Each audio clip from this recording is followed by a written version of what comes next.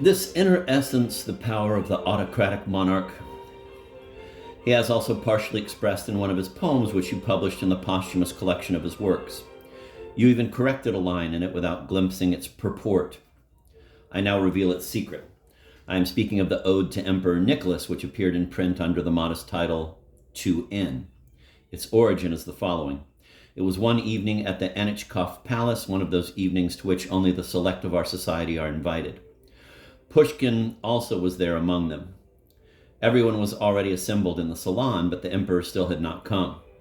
Apart from the others in another wing of the palace, profiting from this moment of relaxation from current affairs, the emperor opened the Iliad, and without realizing it himself, he was carried away by reading it, while for a long time music had been sounding in the salon and the dance was in full swing.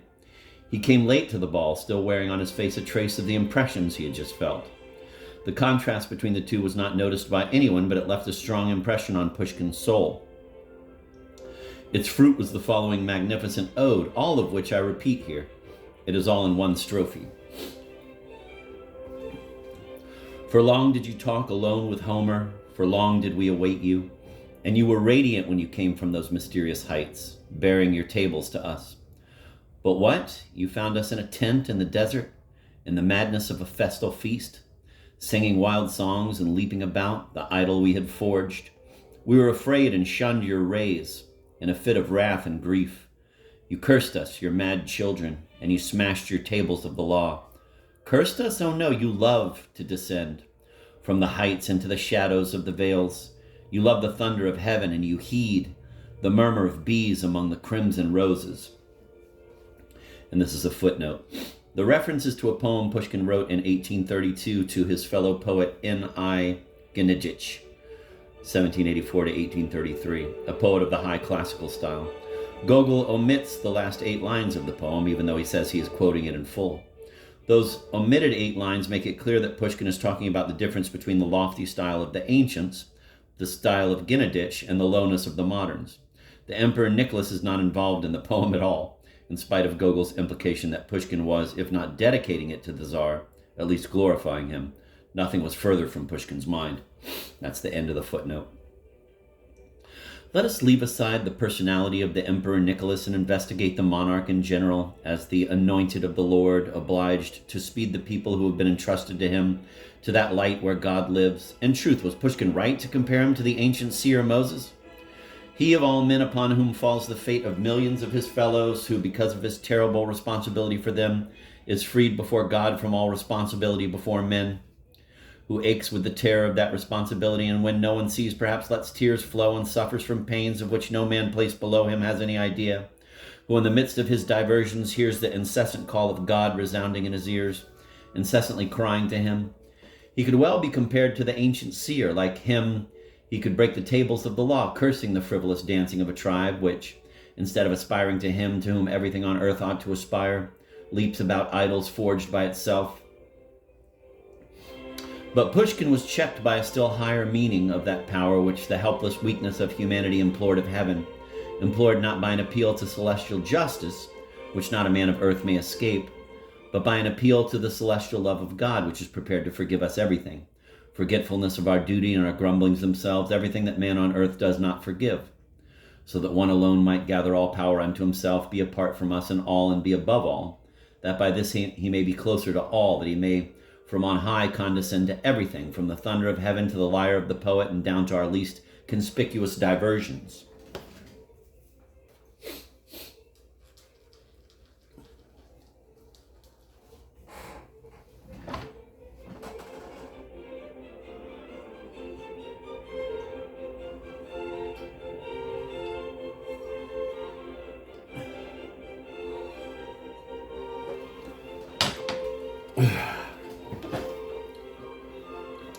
It seems that in this poem, Pushkin, posing to himself the question of what this power is, lowered himself into the dust before the grandeur of the response which appeared in his soul. We cannot overemphasize that this was the same poet who was so proud of the independence of his opinions and of his personal merit. No one has spoken of himself as he has, quote, I have raised a monument not handmade. The people's path to it will never be forgotten. Its bold top will rise above the column of Napoleon, end of quote.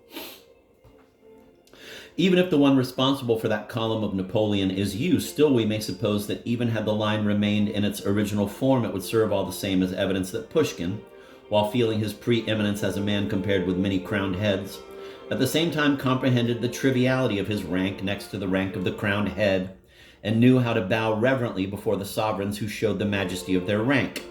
And here's another footnote. Gogol is referring to the first 4 lines of Pushkin's poem, quote, Exegi Monumentum, end of quote, written in 1836. In the original, the quote column, end of quote, is Alexander's, not Napoleon's. Our poets have begun to see the higher meaning of the monarch clearly, perceiving that he must at the end inevitably be made all love, and in this way it will become evident to everyone that the sovereign is the image of God. As our entire land knows, the importance of the sovereign in Europe is inevitably approaching this expression. Everything leads to it so that the sovereign's sublime, divine love for their peoples may be evoked. We have already heard the wails of the suffering caused by the mental disease with which almost every European is now infected, floundering about without himself knowing how and from whom help may come. The least touch only aggravates his wounds. Any instrument, any aid devised by the mind is too coarse for him and brings no cure.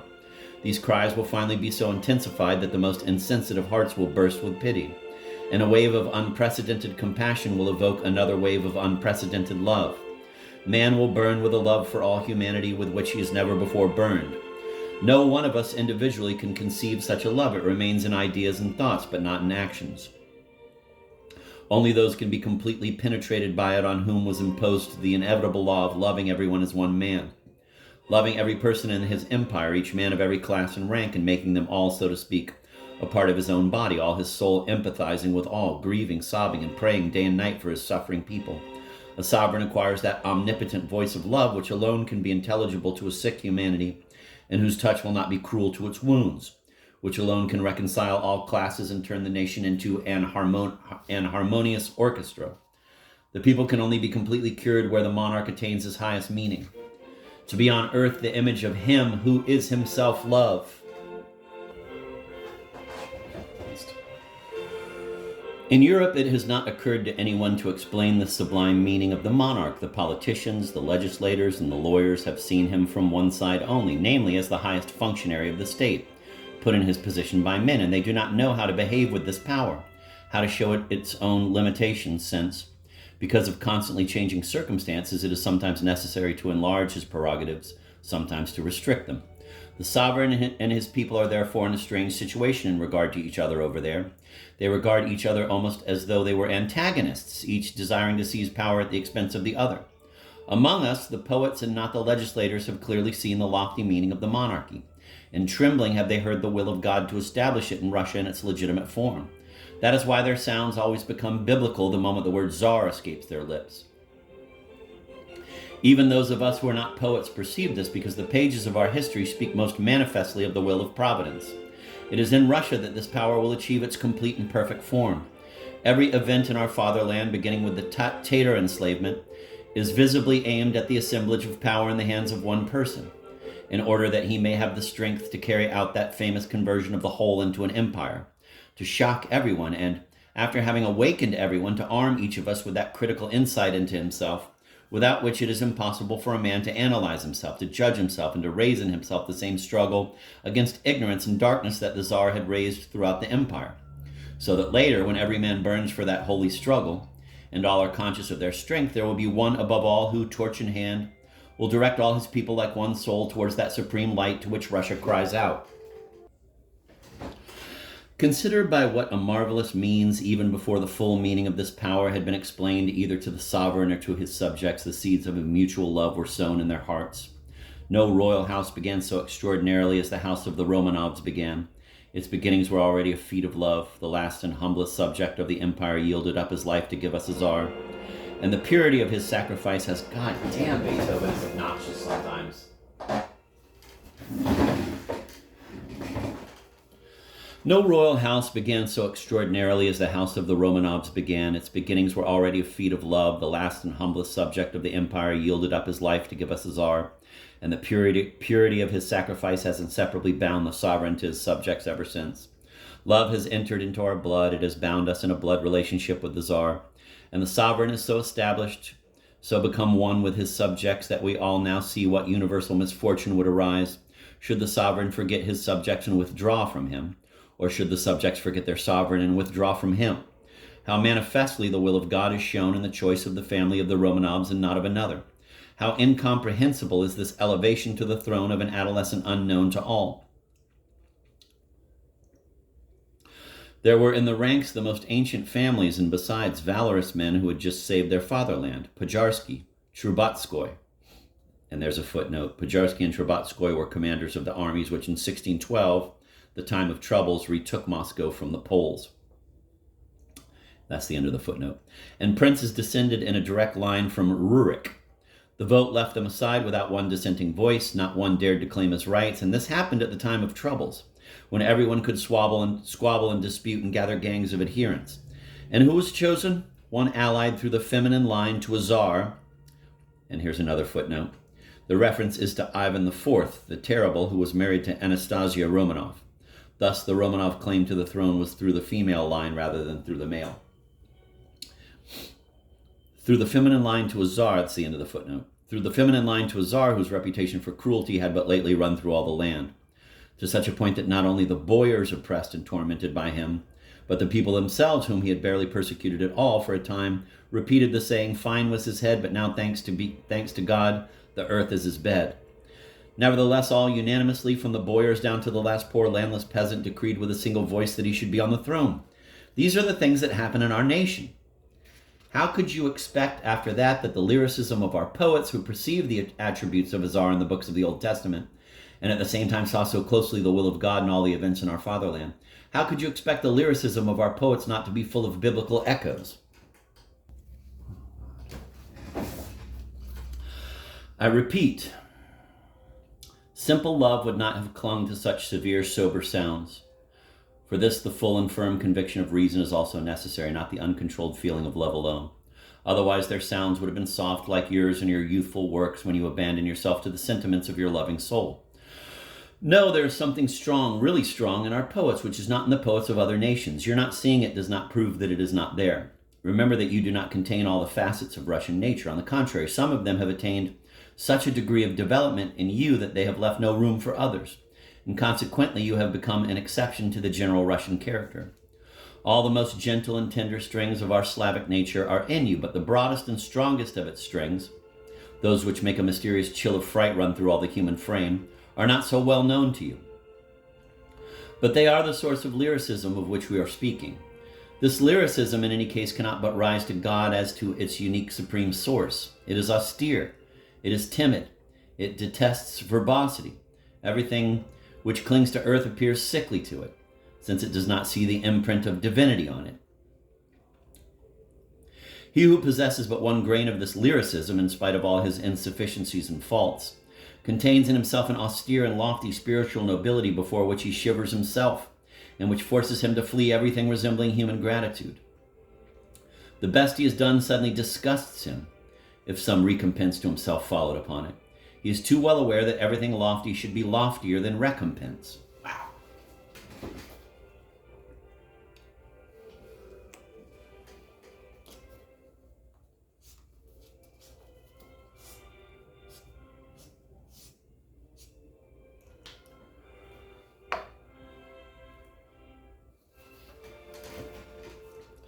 Only after the death of Pushkin was his real attitude to the sovereign and the secret of two of his best works discovered. During his lifetime, he spoke to no one of the feelings suffusing him, and he acted wisely owing to the greasy exclamations of the hostile gazettes, and owing to all the angry, sleazy, vehement tricks played by both jingoistic and non-jingoistic patriots. We in Rus ceased to believe in the sincerity of printed effusions, so that it was dangerous for Pushkin to be published. He would certainly have been treated as a corrupt and anxious man. But now that his works have appeared posthumously in all Russia, you would not find one person who would dare to call Pushkin a flatterer or a fawner. Consequently, the sacredness of his lofty sentiment has been preserved. And anyone who has not the power to comprehend the matter with his own mind makes it an article of faith, saying, quote, "If Pushkin himself thought so, then it is the real truth," end of quote. The czarist hymns of our poets have astonished foreigners by their majestic composition and style. Recently, Mickiewicz spoke of this in his lectures in Paris, and he said it at a time when he was himself annoyed with us and when everyone in Paris was indignant with us. Nevertheless, in spite of that, he solemnly declared that there is nothing servile or low in the odes and hymns of our poets, but on the contrary, something free and majestic. And therefore, although it did not please his fellow countrymen, he rendered homage to the nobility of character of our writers. Mickiewicz was right. Our writers truly possess the features of a somewhat superior nature. In their moments of creation, they have left their psychological portraits, which would be like boasting if their lives did not confirm them. Here's what Pushkin says while thinking about his future destiny. Quote, "For long will I be dear to my nation, for I roused their finest feelings with my lyre, for I aided them by the charm of my vivid lines, and summoned mercy for the fallen." And there's a footnote under this. These lines form the fourth stanza of Pushkin's Exegy Monumentum. In the poems, prose, and plays of Alexander Pushkin, selected and edited with an introduction by Avram Yarmolinsky, New York. The Modern Library, 1936, page 88. Babette Deutsch translates the line as follows. "I shall be loved, and long the people will remember the kindly thoughts I stirred, my music's brightest crown, how in this cruel age I celebrated freedom and begged for truth toward those cast down."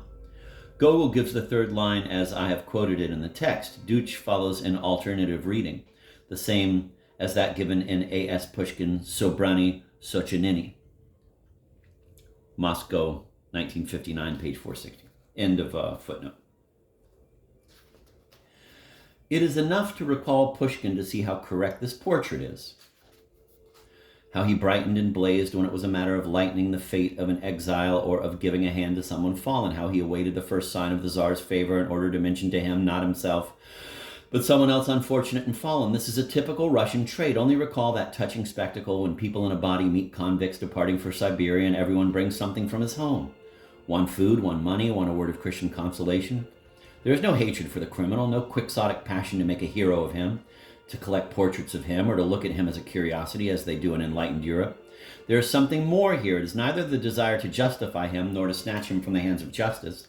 Rather, it is the desire to raise his fallen soul, to console him as brother consoles brother, as Christ himself has commanded us to console one another. Pushkin valued to the highest this aspiration to raise the fallen. That is why his heart proudly palpitated when he heard of a trip of the emperor to Moscow at the time of the cholera horrors, a thing hardly any other crowned head has done, and which evoked these remarkable verses. Quote, "I swear whoever risks his life to the darkness of disease, to hearten dimming eyes, I swear he will be otherwise judged in heaven than he was on this blind earth." End of quote. He also knew how to value another trait in the life of another crowned head, Peter. Recall the poem entitled Banquet on the Neva, in which he asks in amazement about the reason for an extraordinary celebration in the imperial palace. The clamor along the Neva, which is shaken by cannonades, has been heard all over Petersburg. He goes through all incidents joyous to the Tsar, which could be the reason for such a revel. The birth of an heir to the throne, the name's day of his wife, a triumph over an invincible enemy achieved by the fleet, which was the sovereign's prime passion. And here is his response. Quote, "No, he is reconciled with his subjects.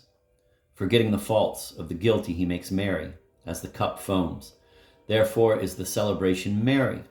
The speeches of the guests tipsy, noisy, and the Neva by a violent cannonade is shaken afar."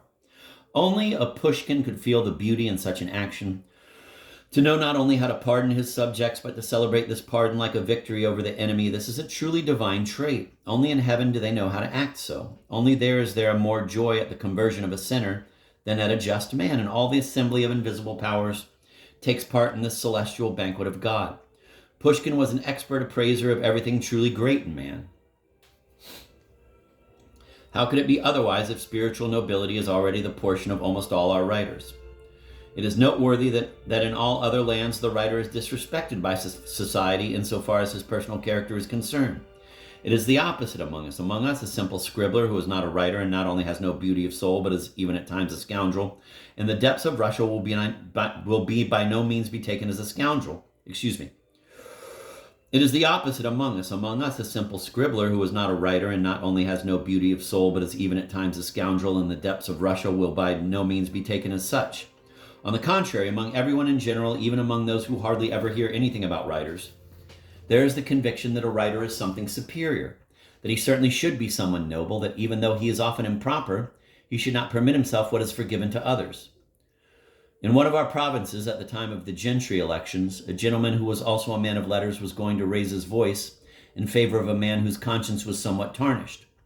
All the gentry forthwith addressed him and reproached him, saying, quote, "And he still calls himself a writer," end of quote. 1846.